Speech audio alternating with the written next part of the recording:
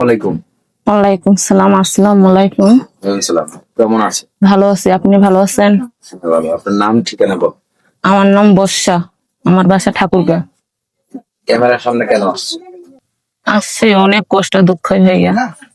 আচ্ছা, এই যে ঠাকুরগাঁ থেকে আপনি চলে আসলেন, আসলে আপনার কি সমস্যা সে কথাগুলো একটু বলেন।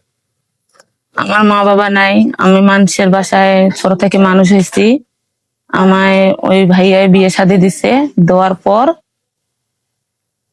3 বছর সংসার হয়, হওয়ার পর একটা আমার বাচ্চা হয়, মেয়ে বাচ্চা।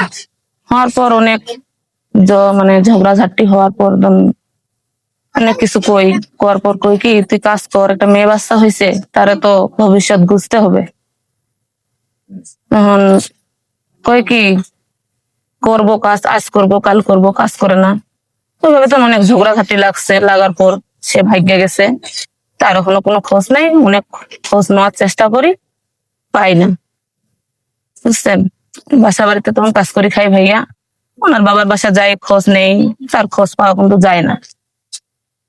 এই যে মানে হঠাৎ করে এরকম নিখোঁজ কেন হলো? হয়তো ঝগড়াঝাটি হয়ে মারামারি হয়ে আমার এই মায়ের টেরা থুয়ে পালাইছে, আর সে বাসায় ফিরেনি। এখন কি বেঁচে আছে না মরে গেছে? আমি সে জানি না। জানেন না?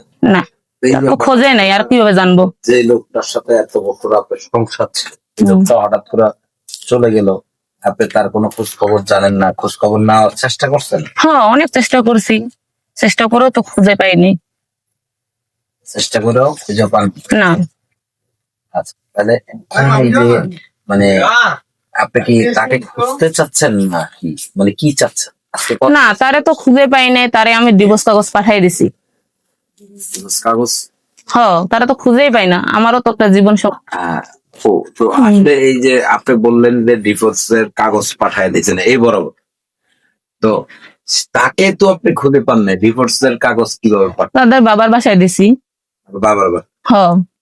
আচ্ছা, এই যে হঠাৎ করে মানে সে হারায় গেছে, আপনার ছেলে মেয়ে আছে? আমার এক মেয়ে আছে। একটা মেয়ে? হ। যে একটা মেয়ে আছে, মানে আপনার স্বামী আপনাকে রেখে চলে গেল, সে কি বেঁচে আছে না মরে গেছে, এটা কি খোঁজ খবর নেওয়ার দায়িত্ব না আপনার? অনেক খোঁজ নিছি, তারে আমি খুঁজে তো পাইনি। অনেক খোঁজ নিয়েছে, হ। কোনোভাবে পান নাই? না। আচ্ছা, তো তার ছবি টবি আছে আপনার কাছে? না, আমার কাছে কোনো ছবি নেই। তাহলে আমরা দেখাই দিতাম। তো এখন তো তাকে ডিভোর্সই দিয়ে দিছিলাম। হুম।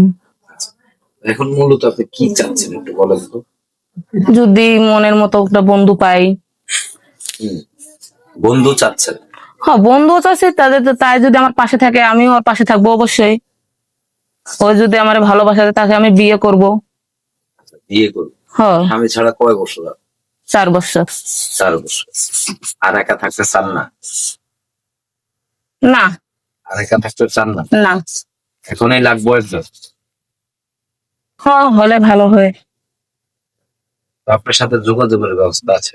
ফোন নাম্বার আছে। বলতে পারে? না, বলতে পারি না। আপনার নাম কি? আমার নাম বর্ষা। দর্শক, আপনারা যারা দেখছেন, আপনারা তার নাই, তো আপনাদের যদি ভালো লাগে তাহলে তাকে একটু সহযোগিতা করবেন, একটু সহযোগিতার হাত বাড়িয়ে দিবেন এবং তার পাশে একটু দাঁড়াবেন।